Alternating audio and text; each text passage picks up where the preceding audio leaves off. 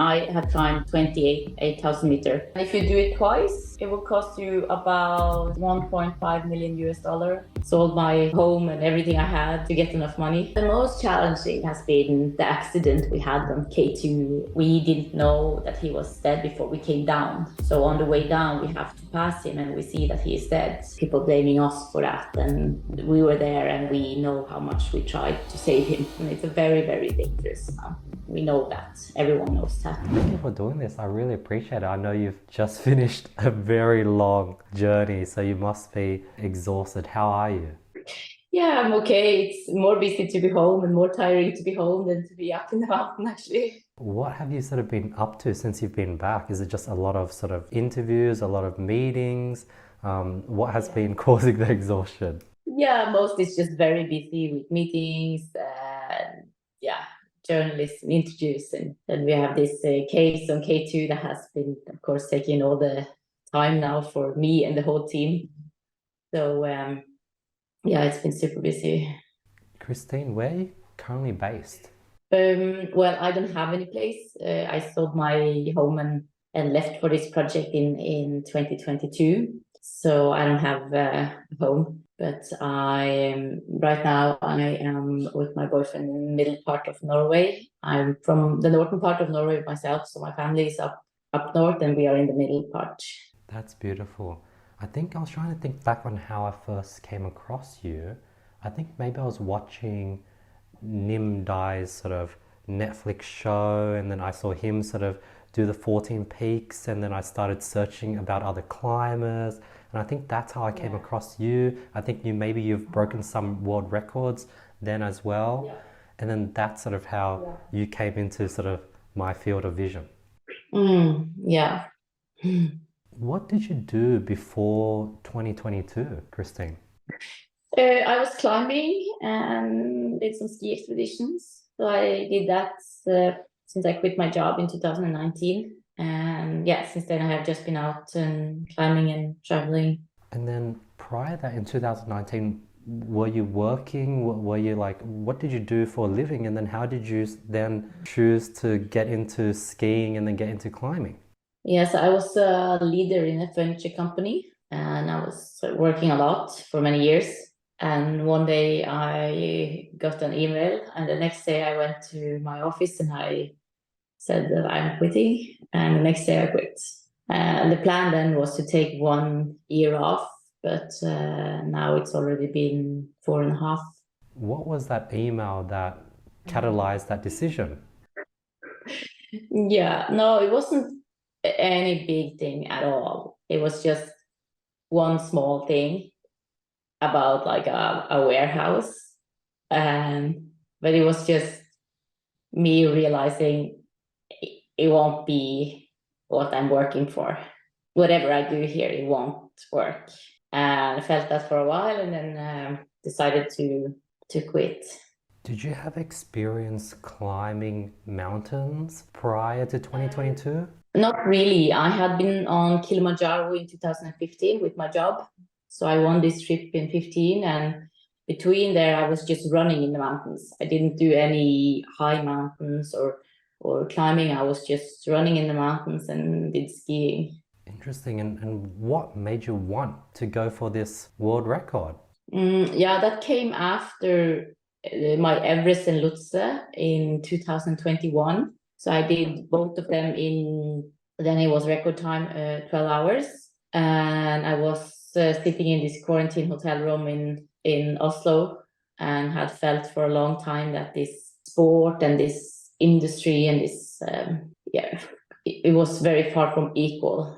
And of course, I knew what NIMS did in 19, and I was thinking, okay, the best way to change something is to show that we are just as strong as the men are. And then I decided, okay, let's try to do it.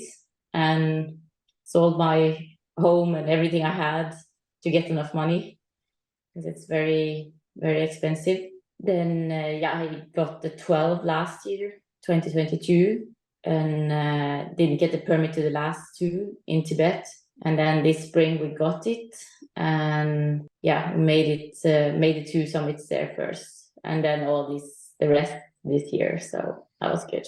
What was the process of getting the permits for those last two? And was there a reason why you didn't try to get the permit before, at the very beginning when you first tried? Yeah, we tried from the start, but this was early 2022, and COVID was still a pretty big issue. So we knew all the way, because we knew NIMS also had problem with, especially Sherpa. So we knew this was going to be an issue. So we tried from the start to work on the visa. And how to get it is that you need two things. You need a permit to climb the mountain, and you need visa into China. So it's two things you need to get in there. And in 2022, it was COVID, and we knew that in the end, because we had a good dialogue and we had good contact inside Tibet and China. We knew how strict it still was to get in there because of COVID. And then we got the permits in February, but we still needed a visa to enter China. So we got that in April, and then we started this year. How long was it from when you finished the 12th peak and when you got your visa? It was we were finished 22nd of September with Manaslu last autumn, and then we had 5 weeks to break the record. So it was good time to take the record in 22 also, but we didn't. And then we got the information that we had the permit in February, but April we get the visa also, because you need the visa also to enter China. Wow. So that means you finished the 12th peaks on September, then you had the 6 months. No, actually, this would be around September, so 8 months. And then you did another 14. Yeah. Wow. How did you do that? Like most people would have been finished in September after doing 12 peaks, and in 8 months you did it again. Yeah, I know. It's been very hard. What was the hardest part of the journey, Christine? I think the hardest part has been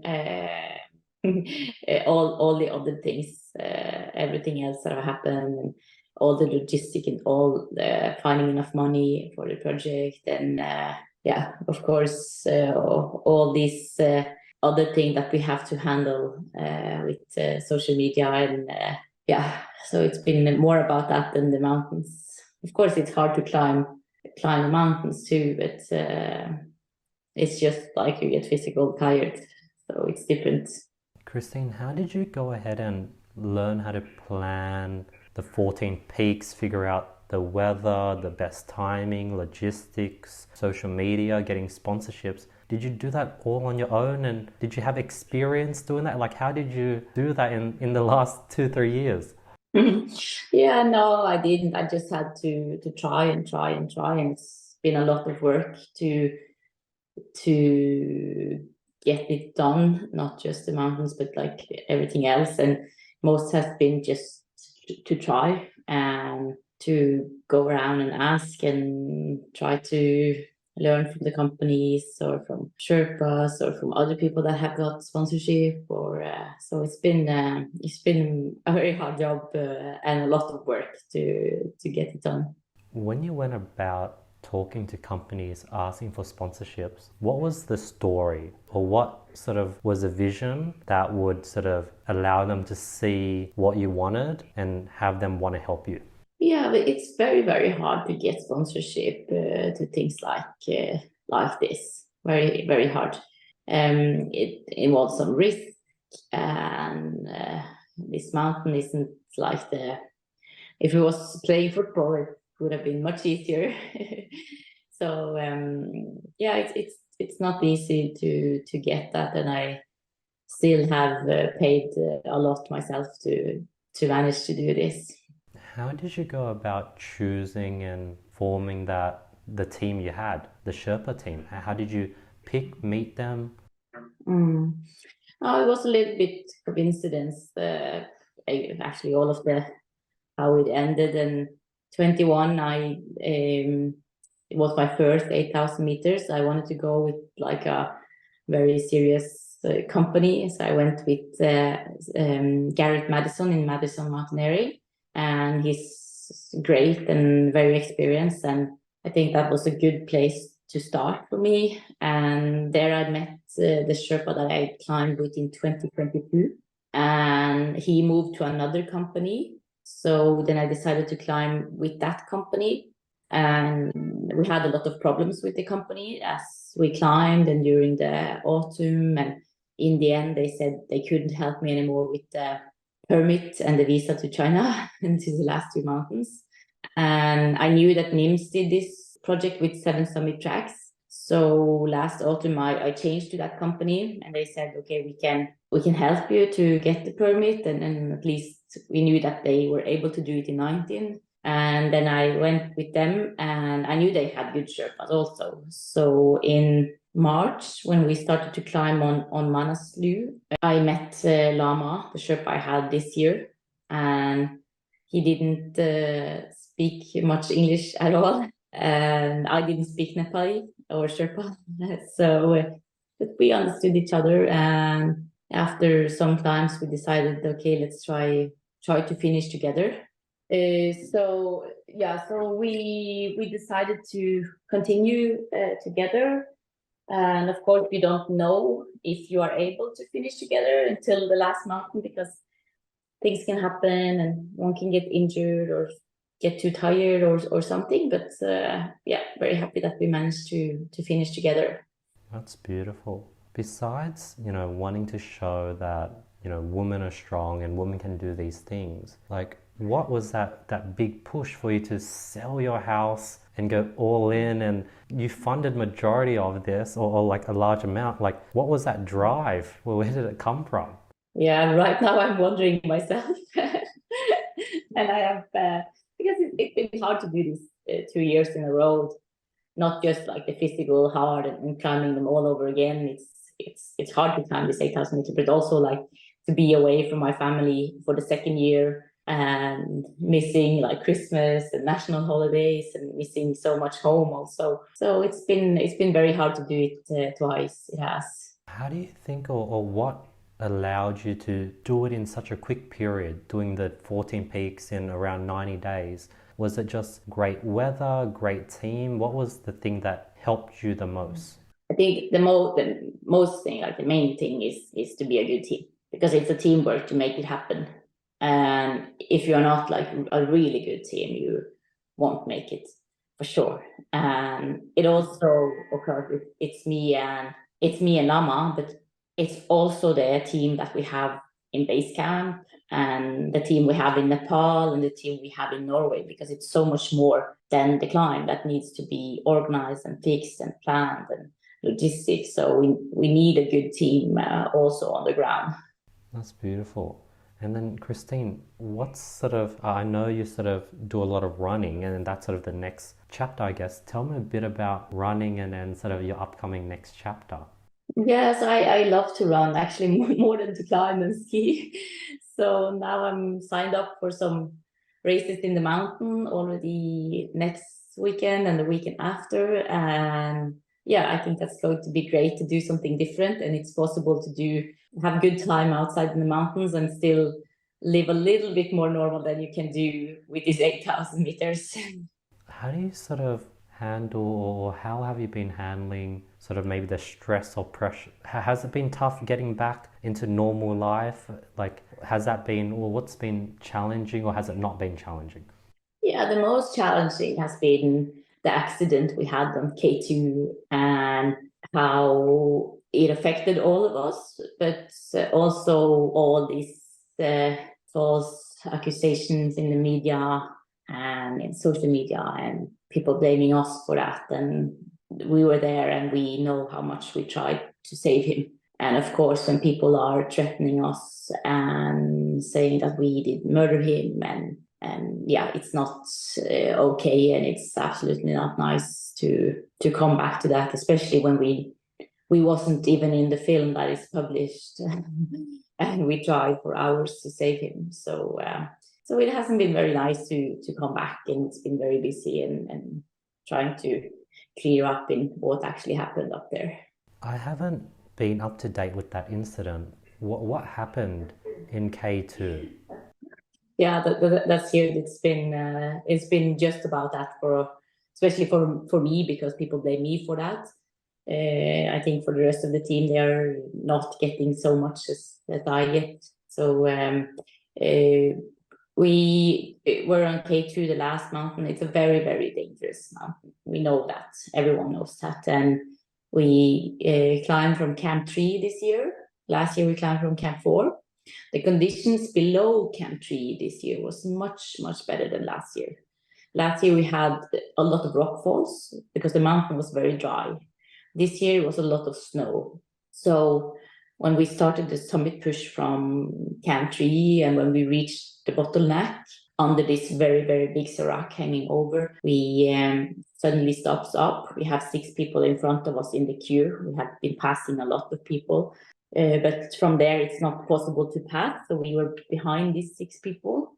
And then suddenly it stops up and number 2 in the line has fallen and he's hanging upside down in the rope. It's very, very dangerous to be there in many ways, falling and ice coming down from the big serac. And yeah, it's very dangerous. And we knew that the fixing team were above because we did see them go around the corner of this big serac. And this number 1 in this line, he was a little bit more far behind. And we tried to scream for him to come back to see if he could help. And then number 3 in this line put up an ice anchor because he was hanging the rope down. So the rope was down with him. I think everyone was afraid that everyone would fall down. And then when he's trying to put up the ice anchor, he also fell because the condition there is very, very bad. And it's a very narrow trail like this. And we didn't see actually when this guy Hassan fell, but the snow condition was like very hard to walk on here on the trail. And if you fall, it's straight down. So then he fell, but he managed to get up, this guy number 3 in the line. And then I said to Lama, we need to try to do something. And we clipped around these people we had in front of us. And Lama went into this guy hanging upside down and he tried to turn him around, but didn't manage.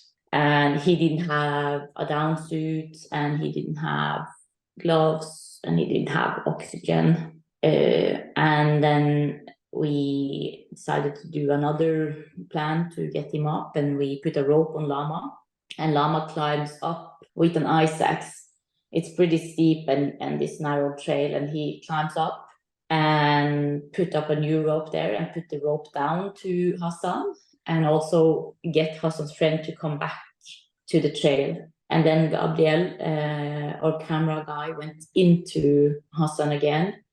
And with the rope down and Gabriel down and Lama and the other guy up, we managed to turn him around and get him up. At this point, we have been there already 1.5 hours about. And we see a very big avalanche coming on the side of the serac. And we are safe where we are standing, but it's pretty big and it's close, and we know that the fixing team is there. So we get a message on the radio that the fixing team have problems. And we decided, okay, let's split up. So Gabriel and another Sherpa came up from 8K, and Hassan's friend continued to work on getting Hassan up. And me and Lama continues to the fixing team to check if they were okay. And Gabriel works on Hassan for another hour to try to save him. And he give him oxygen and he give him hot water to try to see if they can bring him down, but he's unable to walk. And it's not possible to carry someone from there. And it's very dangerous to stay there and to try to get someone down from there. It's impossible, especially in the condition we had this year. And then, Kristin, when Hassan was he hanging off and he was just hanging on the side and there was just ropes and he was just upside down for 1 or 2 hours?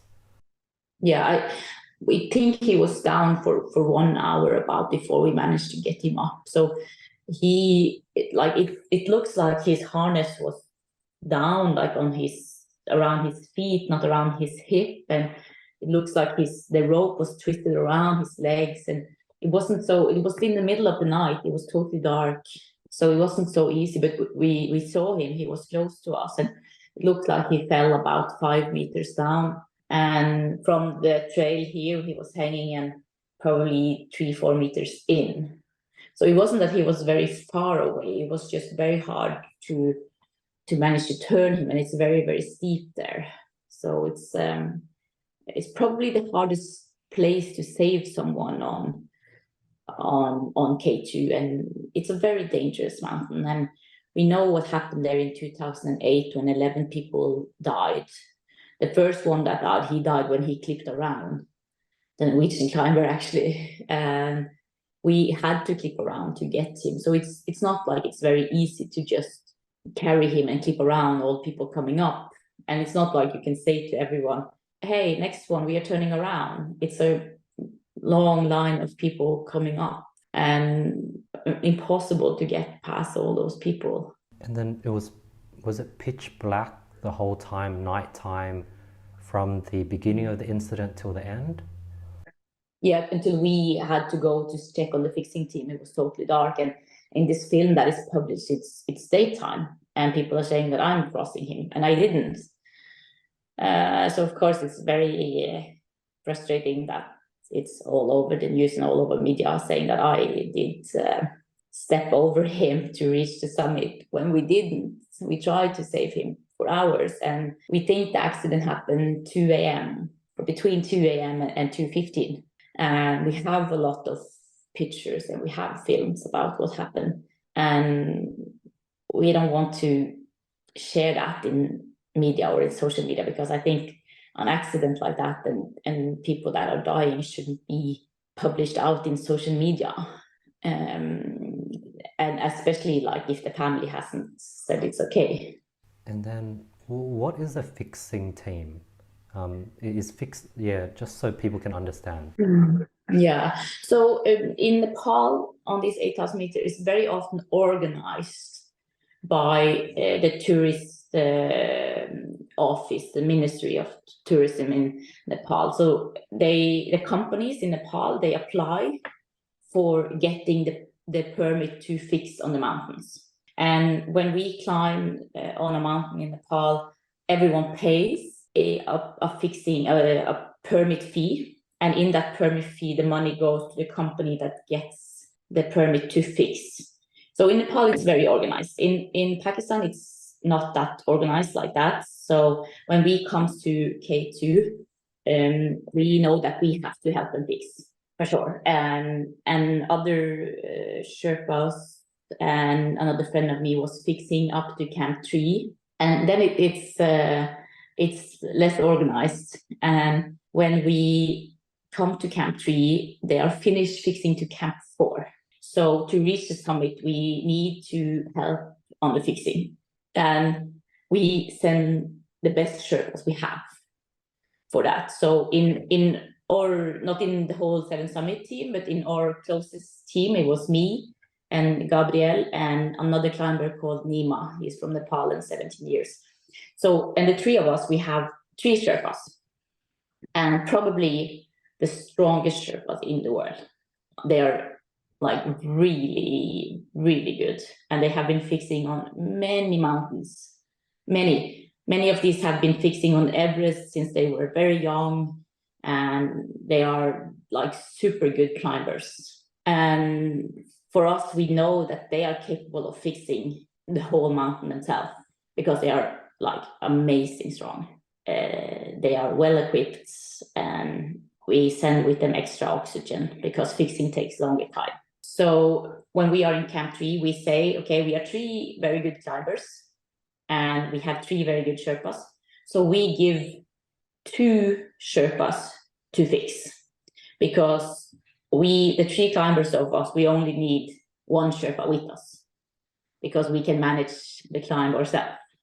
And it's like that up, that if you're going to stay up on a mountain like K2, you have to be responsible for yourself in the end. And we sent Ming Tenba and Makba hours before us to start to fix from camp 4 and up. And they do that together with Sherpas or Pakistani porters from other teams. And we didn't know Hassan before this, and we had never seen him before. So even he was with the fixing team and fixing for everyone, as our Sherpa also was. We had no communication before with him or his company, or we had never seen him, and we would never have sent him on K2 to fix as his first 8,000 meter when he normally goes to base camp. And without a down suit, without oxygen, it's just like you don't go up there. It's so much more risky to go without oxygen than to go with. And like on K2, we know it's a challenging mountain, so we send another bottle. Like normally the Sherpas use one bottle and I use one bottle, and normal climbers maybe use 2 or 3, as we have for some less experienced climbers. We bring them 3 oxygen bottles, but it's more to carry up. But normally, like Lama had only 1 bottle on K2, but Makba and Ming Tenba, we send 2 bottles with them. But for us also to give Hassan 1 bottle, we don't have extra mask and regulator. So when Gabriel gave him oxygen, he took off his own at 8,200 meters. And then to try to bring someone down, it's impossible. At least if you try, it's a very high risk that something goes wrong with you also. So it's not that easy to just say, save him and bring him down. It's not at all. Was Hassan a fixer, a Sherpa, a tourist, an athlete? Who was Hassan? Yeah, at that time, we didn't know anything. When he was hanging upside down, we just saw him hanging upside down, and we saw that he wasn't proper equipped. But we had no idea who he was, and would have done just the same if it was me hanging there, because we did everything we could to save him. And we know now that he was a Pakistani porter that normally goes to base camp. And this is just information that's come out in media, that he didn't have any experience on fixing and had never been on an 8,000 meter. And to send someone up there on K2 as the first 8,000 meter to fix and without oxygen,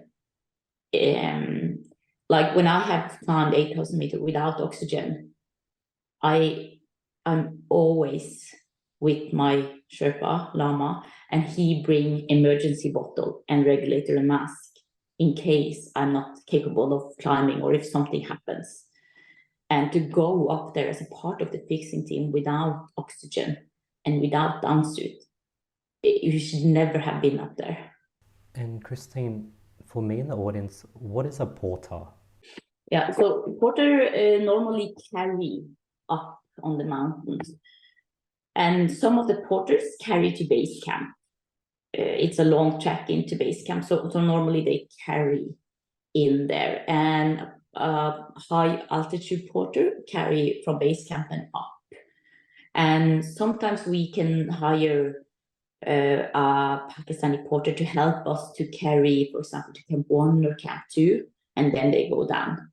And some people use Pakistani porter to the summits, but we have Nepali Sherpa to go to the summit with us. So it's different, and the Nepali Sherpas are, as I see them, stronger and more experienced. Yeah, I think the porters are okay to use to base camp and maybe to the lower camps, but not on the higher camps if they doesn't have like a lot of experience. I know one Pakistani porter that has been with. He hasn't been a part of our team, but he has been on the summit to get like the same time as we have been, and he is very, very capable and very strong, but he has a lot of experience. And then, Kristin, what is the Sherpa's role? You know how there's 3 climbers, 3 Sherpas, 1 for each? What's their role? Yeah, it's a little bit different. Some people go with more Sherpas, and some people go with one, and some actually go without also. I'm not going without. I think it's much more risky to go without a Sherpa, because I think it's always safer to be a team up there. You never know if an accident happens or if you don't feel good.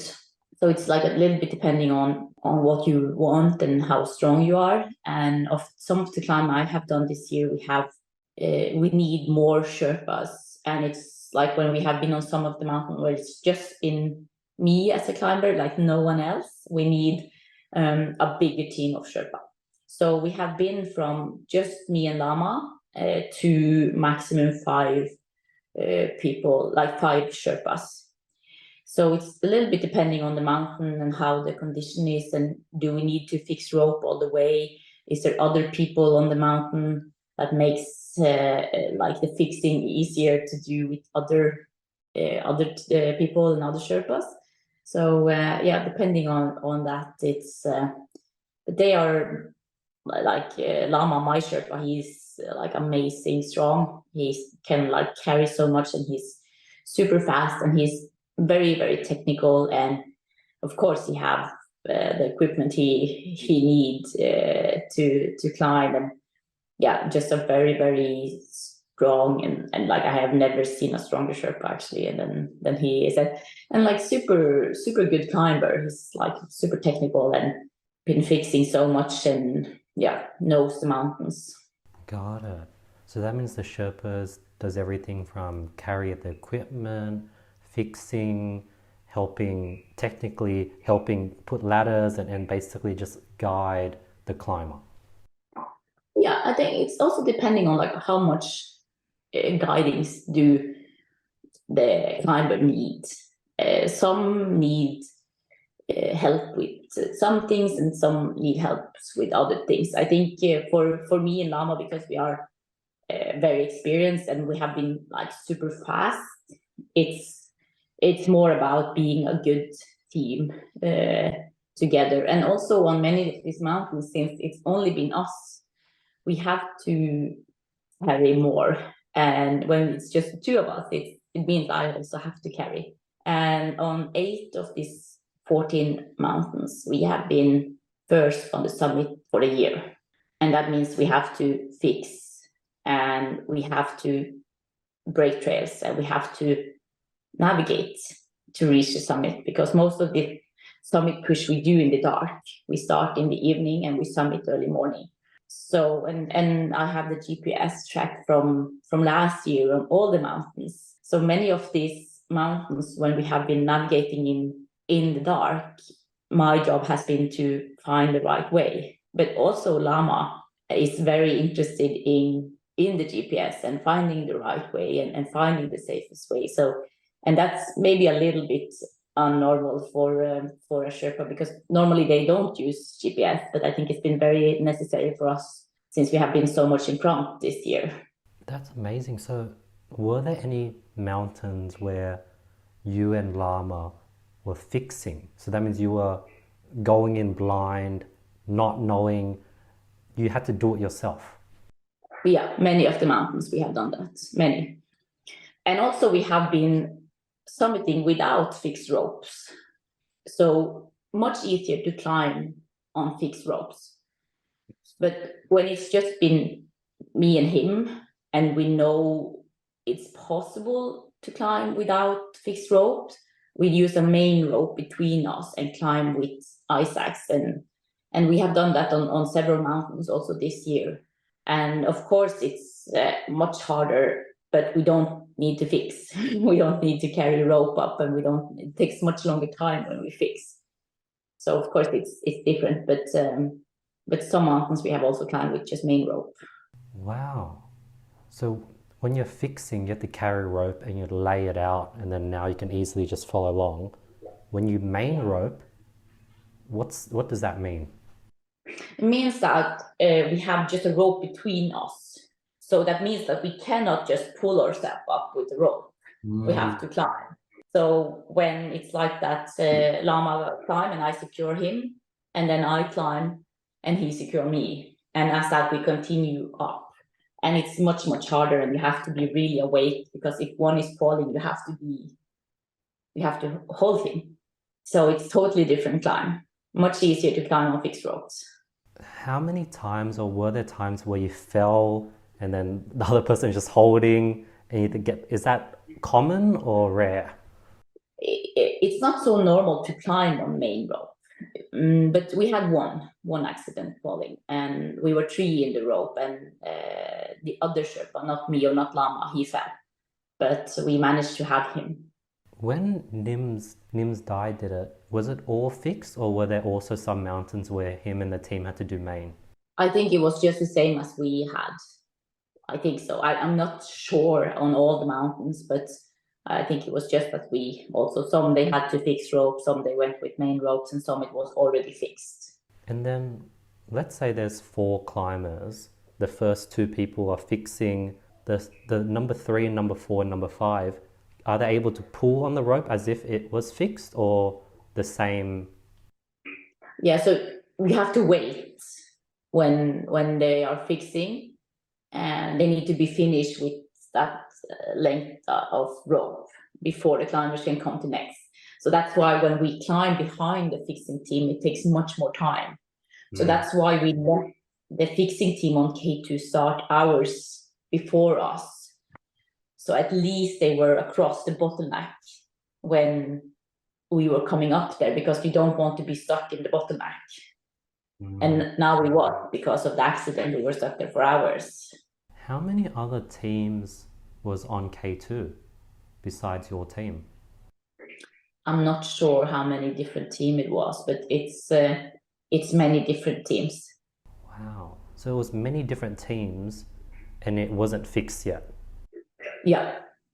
Wow. And then what happened after? Did everyone have to go back down? Actually, we'll bring it back. So when Hassan came up and you guys brought him up, was he just exhausted, no energy, and he couldn't move? What happened? After 1 hour of hanging, you got him up. Could he not stand? Yeah.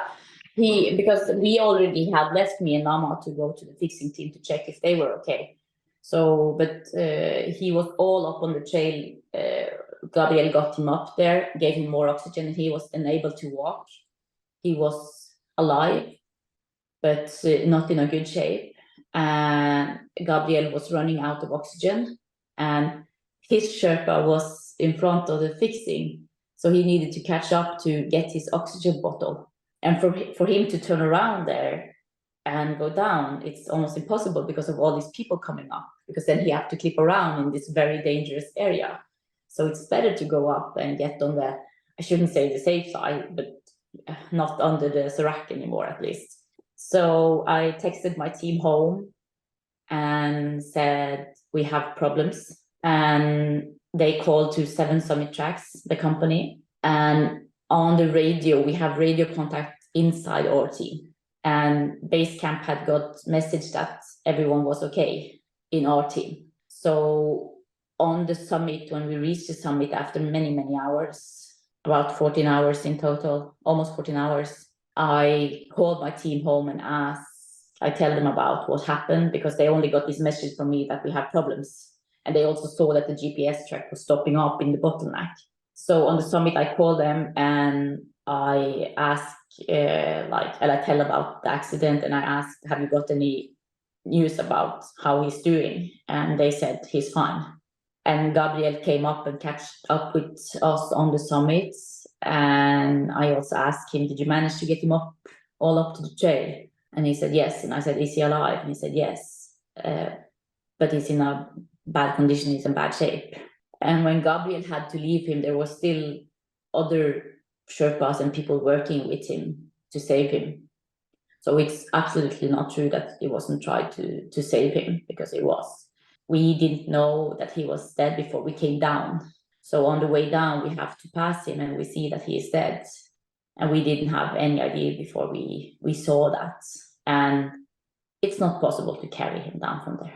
It's never. If he was below, maybe, but he's in the bottleneck and very challenging condition and no chance to carry him. When you said you went ahead to check on the fixer and the fixer was his Sherpa, and the Sherpa, he couldn't come back to give him oxygen because there's too many people coming up. So there was many people going past him and no one could save him. Yeah, it's impossible to carry, and it's not like on Everest you have place around, like almost wherever you are on Everest, you have room around to be 4 or 6 people to carry, like all the way on Everest. And on here you have no room for that. It's a very steep side on this side, and you have this serac hanging over, and the trail is like super narrow and very hard to walk on that this year because the snow was so bad.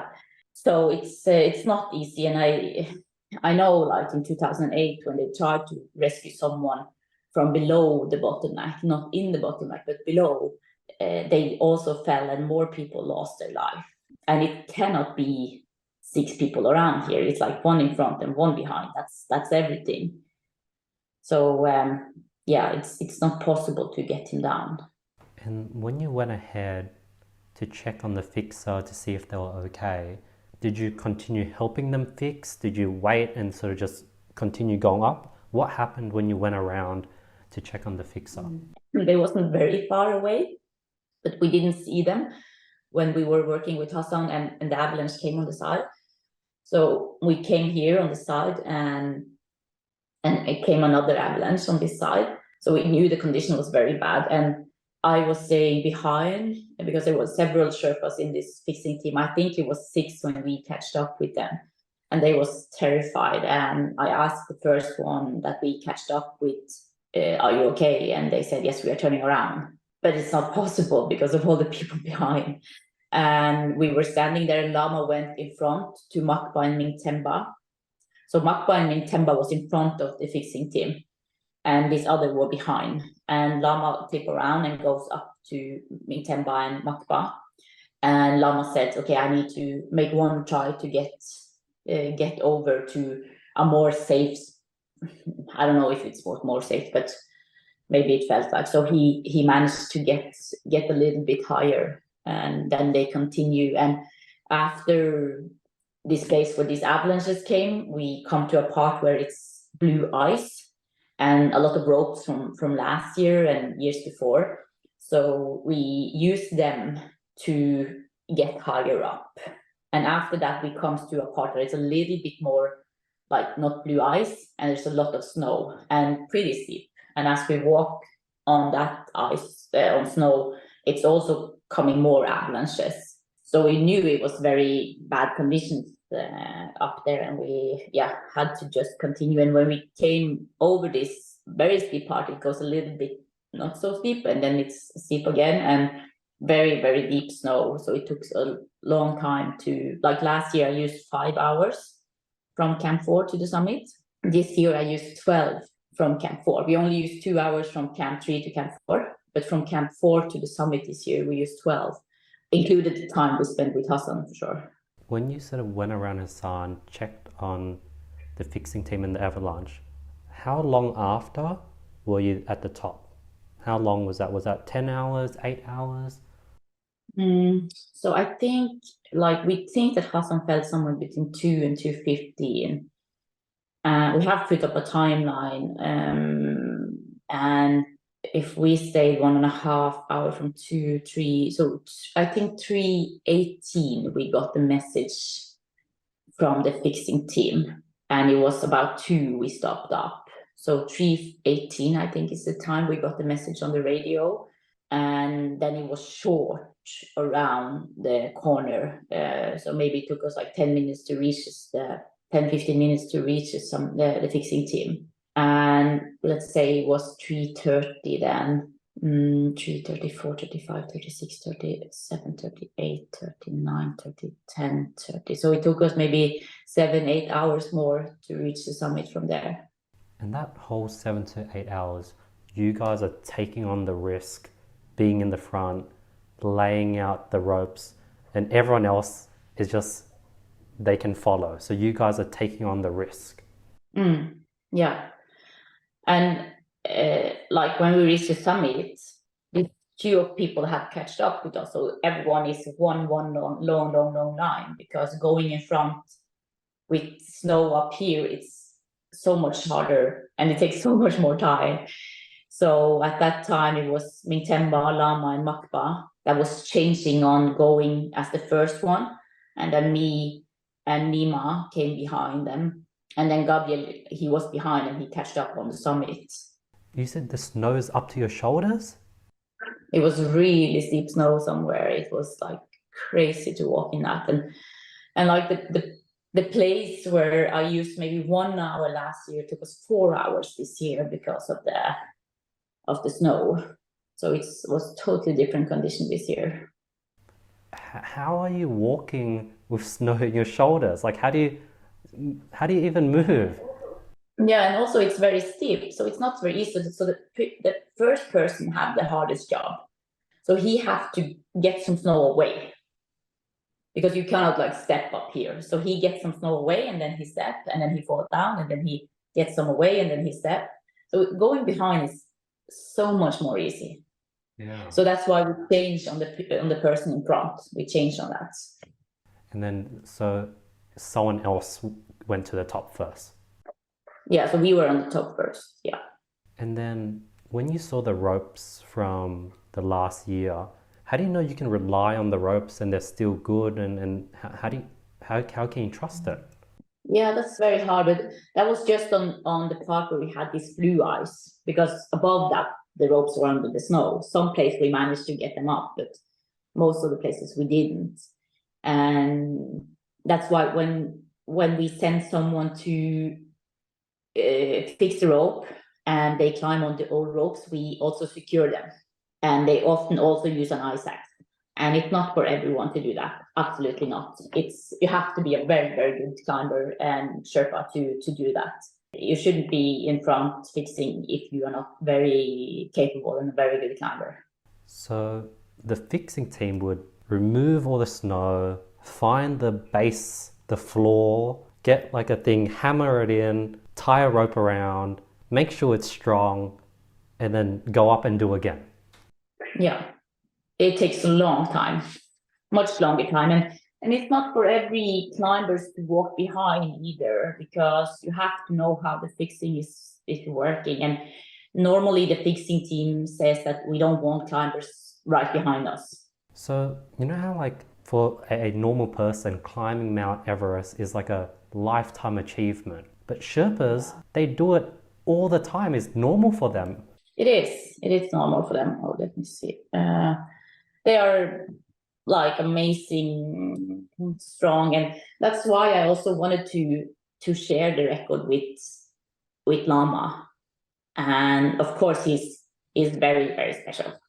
He's amazing. Like I never seen a stronger Sherpa.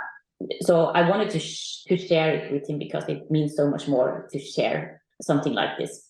If it was just for myself, I wouldn't care. But it means so much more to share. But I also think that the Sherpas deserve to have the record. I think they do, and because they do an amazing job. Also, for the climbers that are climbing without Sherpas. Because the climbers climbing without Sherpas, they also use the fixed rope that the Sherpas have been there and fixed in front. So I think we are relying so much on them, and like if you go to Nepal and see the Sherpas there, at least in the serious company, they get well paid. And as I see most of the climbers, they really appreciate and they really give a lot of credit to the Sherpa also. So and like I see Lama, he loves to climb. He loves the mountains, and I know that he wants something else for his kids because Lama had no education. He didn't go to school, and now the family is living in Kathmandu. He's living with his wife and his two boys. They are 15 and 13, and he wants them to be in Kathmandu to get education. So that's good, because they never got it, but he loves to climb the mountains, and he already texted me now and asked, "Are you coming to Shishipangma and show you?" Because and then he said he don't want to go if I'm not going. So yeah, so that's good. Yeah, because you know, whenever someone climbs a mountain, they post on social media, they post the photos and the big achievement, But these Sherpas are doing it all the time. They're like professional athletes. They are. And they're so undervalued, underrated. Like if climbing Mount Everest once is an achievement, they do it like 50, 100 times. And Yeah. The most people won't have summit is 27. Kamil Rita Sherpa, he has 27 summits now in total on Everest. But like if you go to the serious company like Seven Summit Tracks, the Sherpas get well paid. They are building up like houses in Kathmandu. They are having a good life. It's not like they often have enough money to take care of the whole family, not just like the closest family, but the whole family, because they earn a lot. So, but of course, there's probably other that doesn't get like the credit that they deserve and enough money for the job that they do. But most company now, they are paying very good to the Sherpas. what do you think it is? Like, what makes a strong Sherpa? Do you think they're physically strong? Is it mental? Is it it's in their blood? They enjoy that they're born and raised. Like, how are they so strong? Yeah, like if we see on Lama, he's a machine. If you go and see like his body, he's like so strong. And also Makba and Ming Temba, they are amazing strong. Like they are just these really athletes in their body. And of course they are very used to the altitude, but we also see like how technical they are, like how much energy do they use to climb this more technical part of these mountains, because most of these mountains, they are not very technical, but you have parts where it's more technical. It's a lot of just walking in snow and steep, but not very technical. But some parts are more technical, and we see how fast do they manage that part. And of course, that's for the climber too.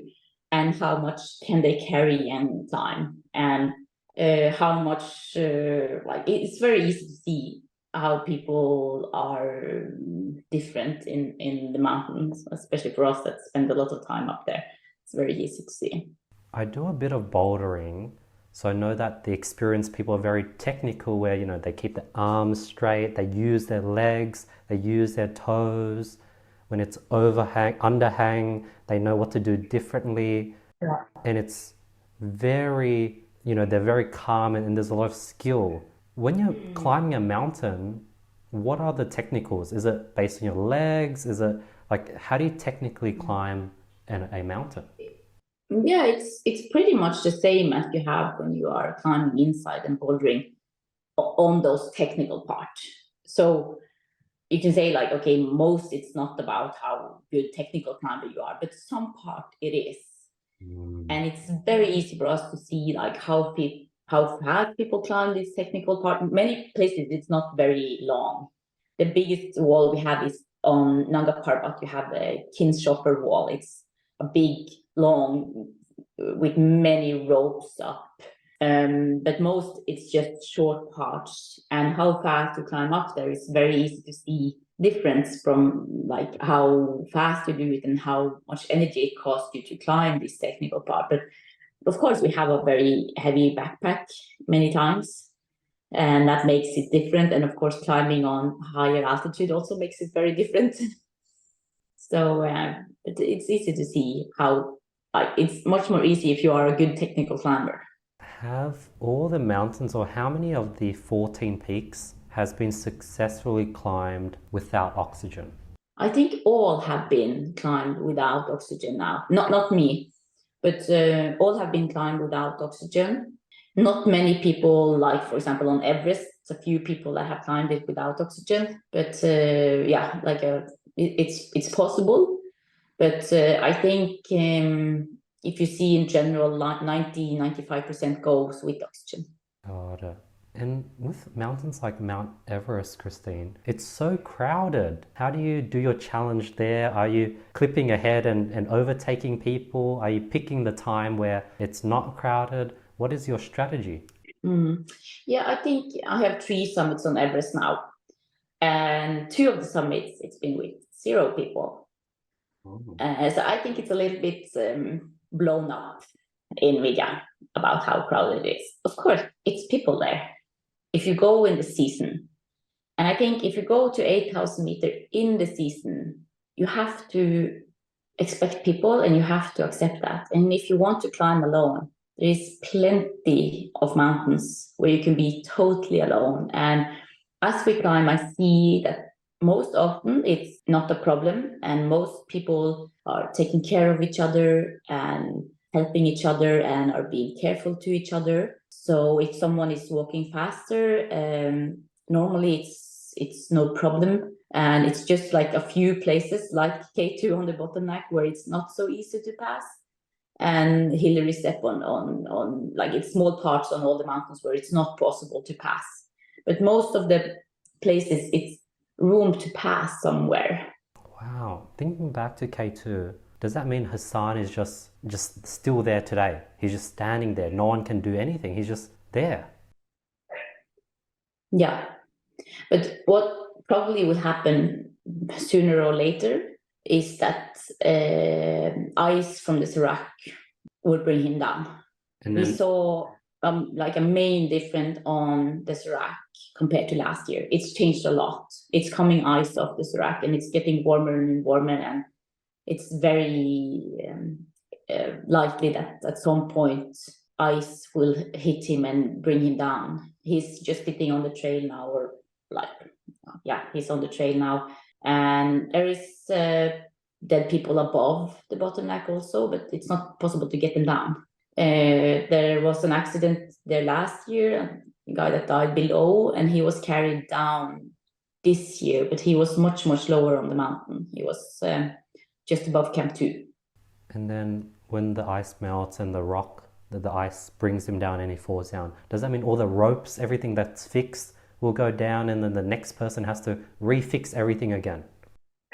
Yeah, for sure. So on the accident in 2008, I shouldn't say it's a good movie, but it explains a lot about how dangerous this mountain is. So if you haven't seen it, you should see the summit. And the first accident that happens, 11 people died that day, in one day. The biggest tragedy on K2. So the first guy, he dies when he tried to clip around Cecilia Skog in the bottleneck and he fell.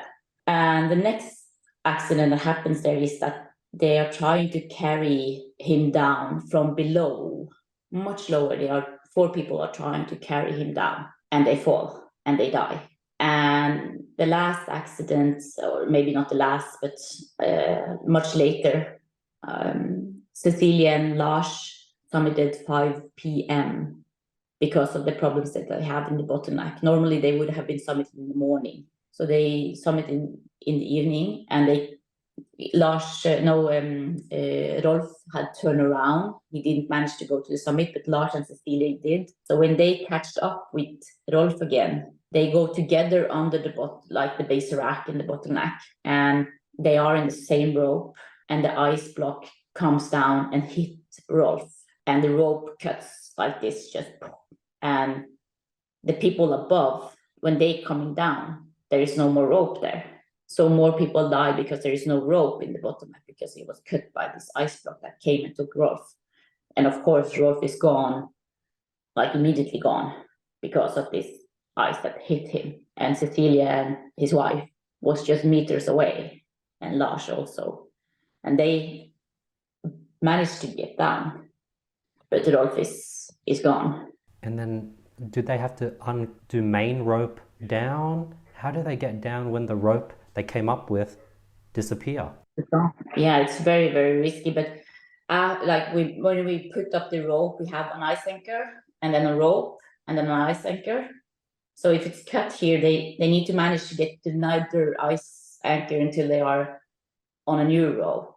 But it just says a lot about how dangerous it is to be there if ice is coming, because it like the rope is just poof. It's not like you get some snow over you and the rope is still there and you survive. You're totally finished. Kristin, when you're climbing mountains, do you have any control? Because like if an avalanche comes, like there's not much you can do. Can you like check the weather beforehand? Can you look and physically see? Is it like, do the experts have any control, or are they also reliant on luck? Well, it's a very good question. I have climbed 8,000 meter, and I don't think it's just luck. I think it is a little bit of experience and being in a good shape, but it's also like you have to follow the weather forecast, and you have to be like you have to have a plan, but you have to be flexible with that plan because the weather can change. We can like not be able to summit, and we have to go down and try another time. And of course, I think a main thing is to be a good team together. It's a teamwork to make it happen, to be safe. Now, let's say you climb on a day where it's perfect weather and an avalanche just comes because it was gravity and it was going to fall, but the sun melted a bit, so now it's falling and it falls directly towards you. What can you do? Yeah, you can try to get away, but many places it's no place to go if an avalanche comes. So I think good things to avoid avalanche is that you have to know a lot about the mountains and the snow conditions and when avalanches often comes. So if it's been a very heavy snowfall one evening and the next day look great with nice weather, you have to avoid the avalanche area until the snow has come down. So maybe it's great weather, but you have to wait one day for the avalanches to come. So it's not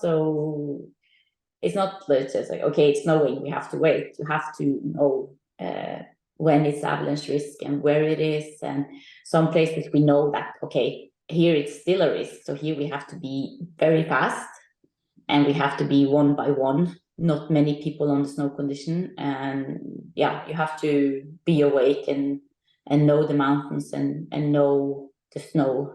Now, Kristin, climbing the 14 peaks, can any fit young person pay a lot of money, get the best Sherpas and do it themselves? Or do you have to require some training as the climber? Yeah, I would absolutely recommend to have training, like technical training. And it's not like everyone can do it, for sure, I'm sure. But you also have to be in a physical shape to do many days after each other. That is very long. Like when we did the 9 mountains in Tibet and Nepal, we did 9 mountains in 45 days. We had one summit every 4th day. And normally it takes you 6 to 7 days to summit and get back to base camp. So you have to be in a very, very good physical shape, and you have to be ready for maybe 8 hours one day, and then you sleep a short night, and then you do maybe 7 hours, and then you maybe rest for 3 hours, and then you do 24 hours. And the next day you move to the next base camp, and then you start to climb again. So of course it's not for everyone, for sure. How are you climbing for like 24 hours? Like, I'm just thinking of, maybe I had a long 10-hour day and I'm driving and I'm getting tired and I'm trying to stay awake, but and I'm struggling and I'm relaxing in my nice comfortable car, but you're climbing for 24 hours. How? It's very, very hard. It is. So your body has to be ready for that. So I don't think people should start out on 8,000 meters without a proper solid ground training for this. And it's not like sometimes I've been so tired, I feel I'm climbing and sleeping at the same time. And yeah, it's been like I've been twice in hospital in Nepal in the spring because I was just too tired and dehydrated.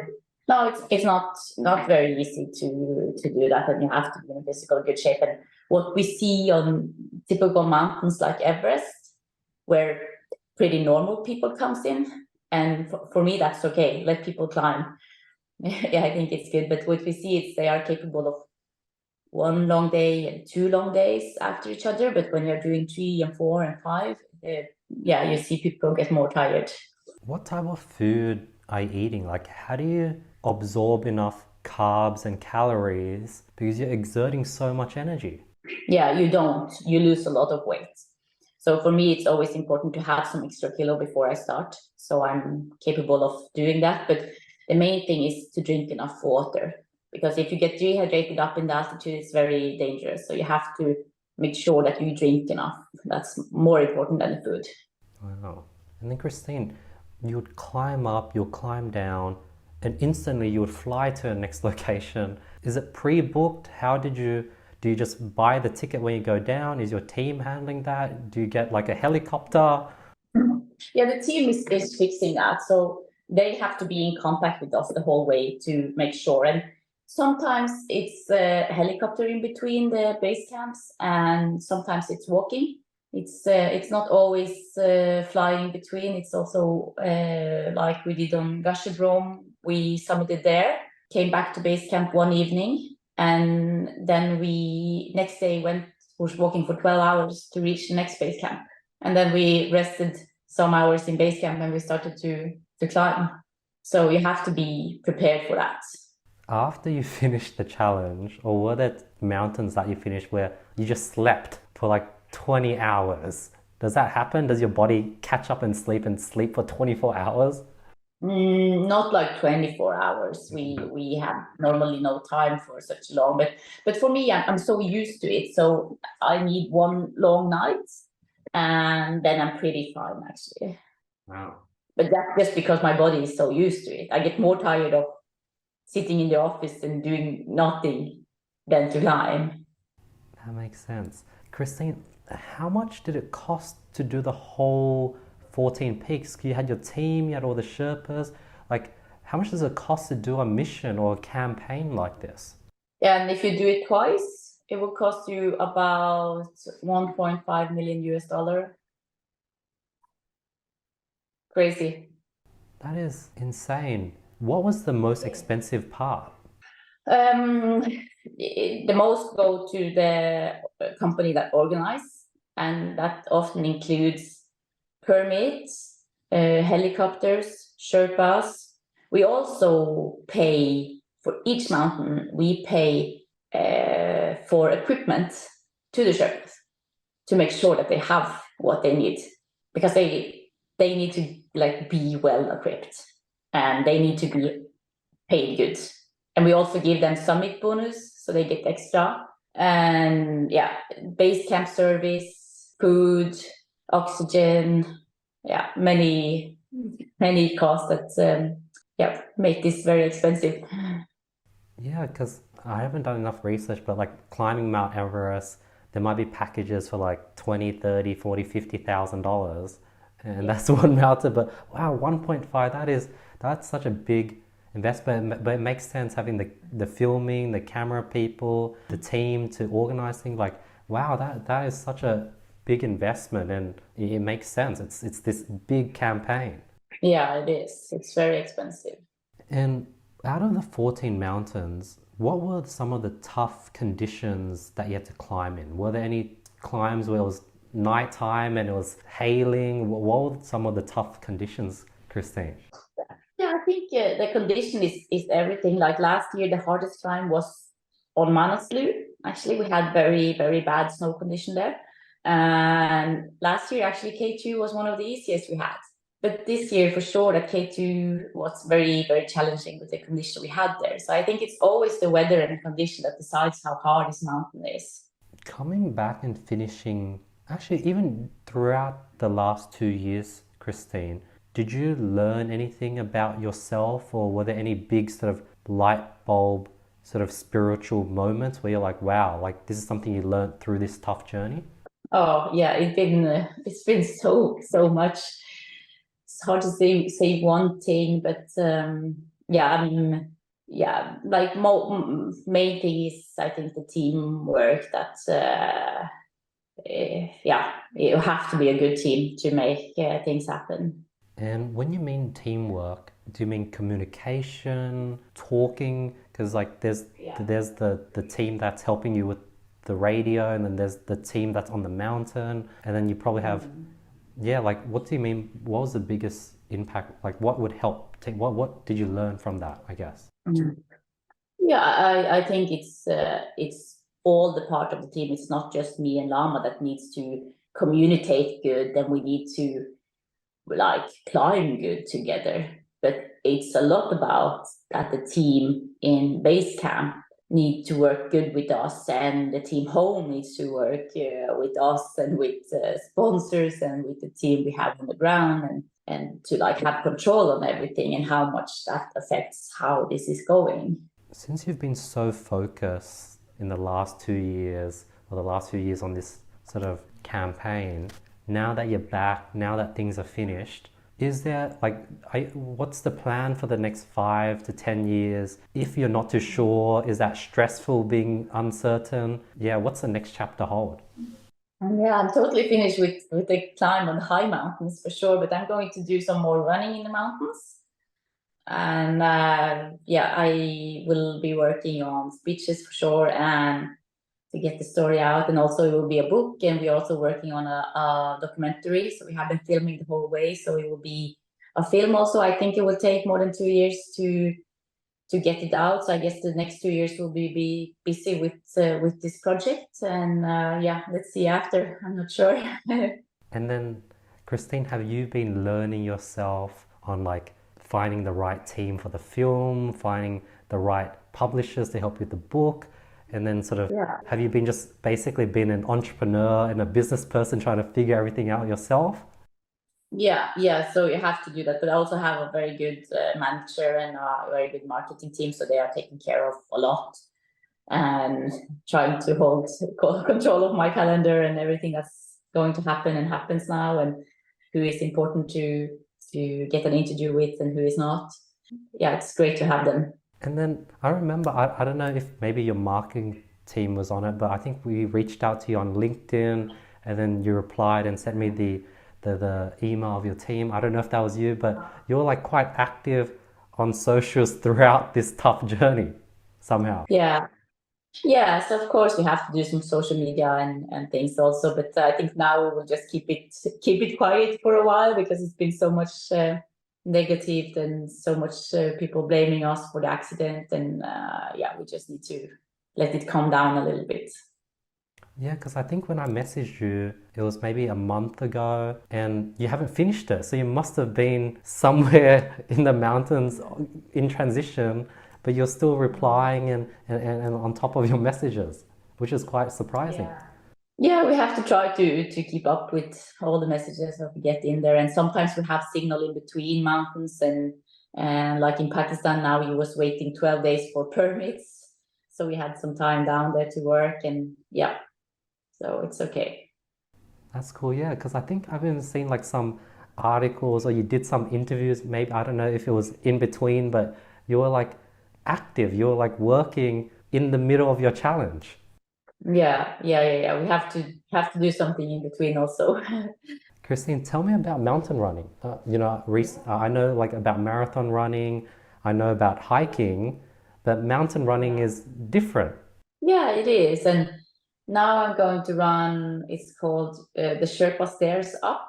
So it's very short, just very steep, going in a stair up. And the next weekend I have another short, just very steep, and then a longer, a 50K in the mountains. With but I think for me it's better the longer it is, because I've been having so much long sessions now. So I think that's better than the short ones. So I really love to run in the mountain, and for sure I'm going to do more of that. Do they have competitions for mountain running? Is there like an industry for that? Yeah, so it's either this sky running or trail running competition. It's a lot of that. So I will do more of that for sure. I'm curious, you know how people do marathons, and since you've climbed so many mountains, is that easy for you now? I think if it's marathon mountain, I hope that will be good for me. I did a 10K on the street last week, and that was like way too fast for me and way too short. So, but now I do this longer race in the mountains, and I think the longer it is, the better it is for me actually now. Yeah, because you have all these unique advantage. Like all the competitors, no one would have climbed 14, 18,000 plus. Like you have that experience, and you could what can you use that experience to have a competitive edge?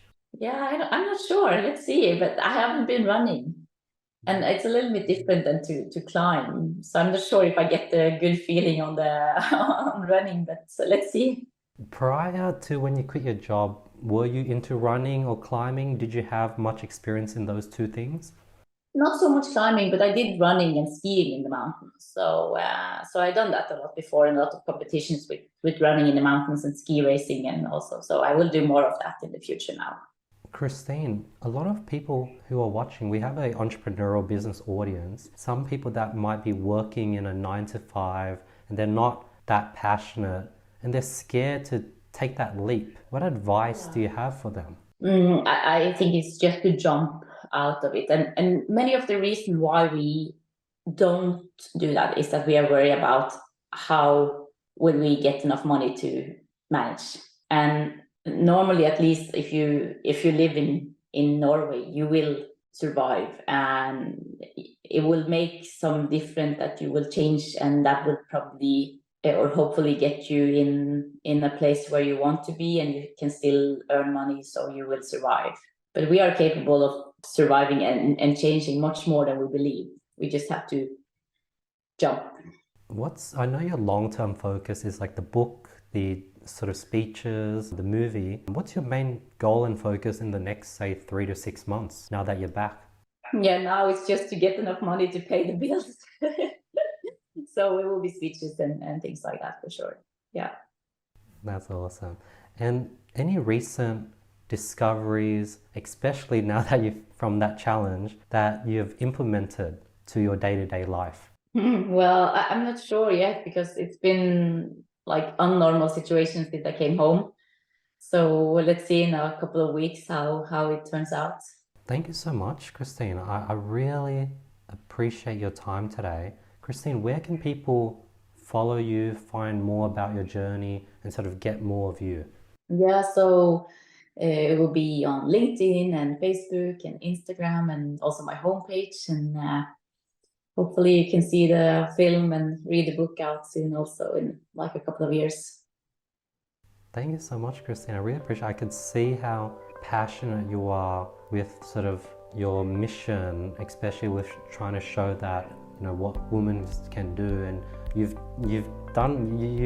got the record. So it's so amazing, and also just to see how daring you are. You took the leap. You know, it takes a lot of confidence, and it's so inspiring, but at the same time you're really humble, and you really want to give credit to the Sherpas, and you really, you know, you tried your best with the sort of situation with the climber, and you really wanted to help. And you know, no wonder the social media, like, you know who you are, and the social media, they're saying the complete opposite, and that's when it hurts the most, when it's the opposite. So yeah. Thank you so much. Thank you, Christine. I really appreciate your time today. It was so inspirational. It was so cool to learn about the whole mountain climbing and get into the technicalities. And I think the audience will learn a lot. Guys, if you made it this far, thank you so much for your time. Hopefully you guys learned something, you got some value from today's episode. Guys, I'll see you guys next week with another episode. Peace.